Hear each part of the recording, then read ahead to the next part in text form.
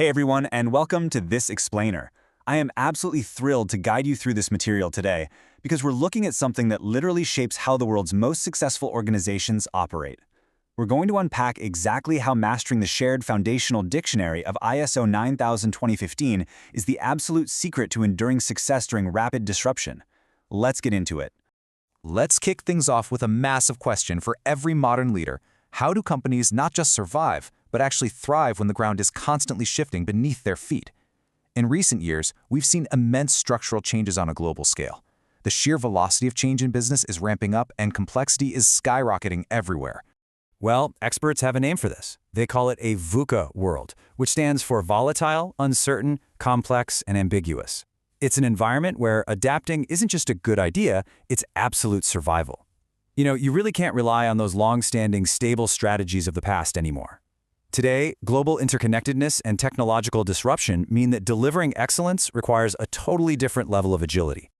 So, here is our game plan for today.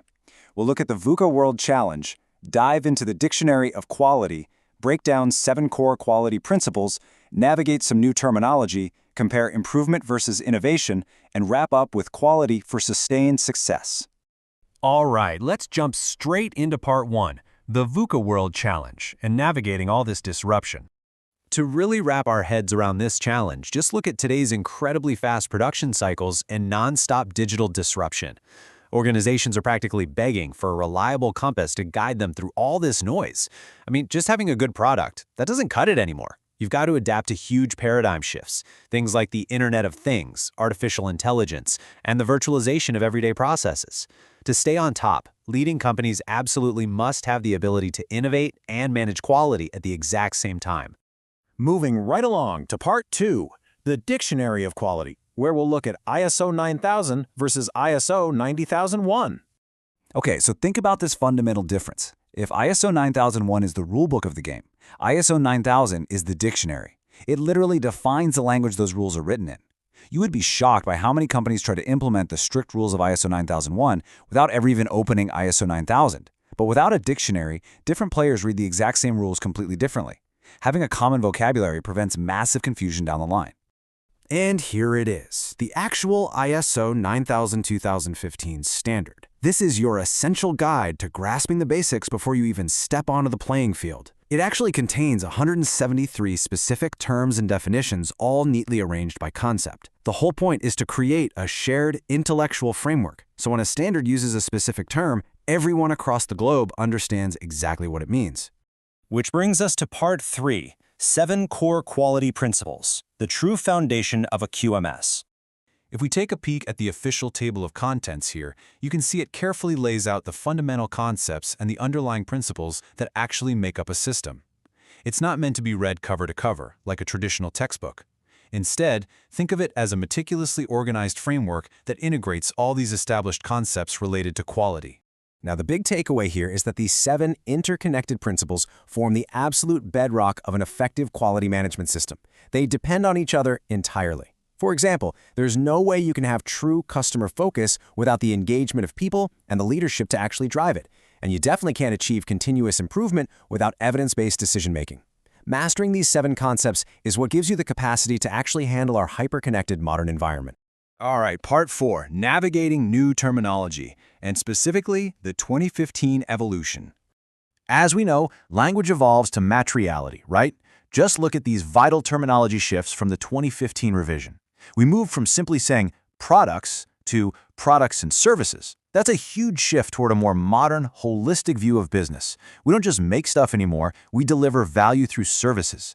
And notice how supplier became external provider, which totally recognizes that modern supply chains are these complex webs of partnerships. Even swapping out rigid terms like records for documented information lets companies finally embrace digital and cloud-based formats. Next up, part 5, improvement versus innovation, and how we bridge that gap. This brings up such a fascinating point of friction, the contrast between quality and innovation. See, quality is all about eliminating failure, controlling risk, and ensuring absolute certainty. Innovation, on the other hand, inherently requires taking big risks, where failure is a very real, very possible outcome. In traditional quality management, if you fail, you investigate it to death so it never happens again. But with innovation, you are intentionally embracing high uncertainty to create fundamental change. I absolutely love this Thomas Edison anecdote because it completely reframes how we think. When they asked him about all his failed attempts to create the light bulb, he just said he found 900 materials that didn't work. It wasn't a failure, it was a learning lesson. And that right there is the exact mindset you need for breakthrough innovation. You have to tolerate those learning lessons that might look like terrible failures to a traditional quality control mindset. But as expert panels frequently point out, there's a catch. We have to practice ethical innovation. It's about evaluating if a breakthrough actually should be implemented, not just if it can be. We have to make sure that these massive leaps forward genuinely benefit an organization and its people, ensuring these new methods make practical, positive sense for everyone involved. And finally, Part 6, Quality for Sustained Success and Thriving with Emerging Tech. In our modern VUCA world, integrating disruptive technologies into your day-to-day processes, that's no longer optional if you want to stay relevant.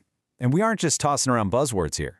Roughly 80% of digital technologies are already active in core IT businesses, deeply integrated into customer relationships and process management. We are literally watching the third industrial revolution happen in real time. Just look at some real-world examples of this. Hitachi relies on an AI, which they literally just call H, to crunch raw data and foresee complex business problems that human beings completely miss. Meanwhile, IKEA is using a mobile augmented reality app to totally revolutionize how we shop. You can literally see exactly how a couch looks in your living room through your phone's camera before you even buy it. That is innovation perfectly merging with customer focus, one of our core ISO principles. So, I want to leave you with this final, provocative thought to chew on for your own organization. Are you just trying to avoid failure by strictly following the rules, or are you mastering the dictionary of quality to write a completely innovative new future? Because at the end of the day, understanding ISO 9000 isn't just some boring administrative task, it's a mindset. It's about using shared vocabulary, rock-solid principles, and calculated risk-taking to turn global disruption into your absolute biggest advantage. Thanks so much for joining me on this explainer. Keep learning, keep innovating, and we'll see you next time.